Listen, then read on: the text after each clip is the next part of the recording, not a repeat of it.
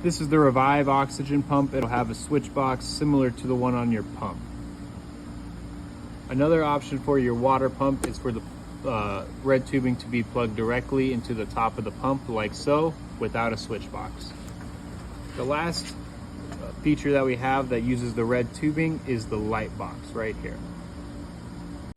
To verify that your switch is working properly on your equipment, you can push your button and you should hear it click. That goes for all of our equipment, including the light box and including our switch boxes that are at the end of your cord. Once you verified your GFCI is working properly, to be 100% sure, we'll go ahead and plug your device into an extension cord like this and see if it'll come on.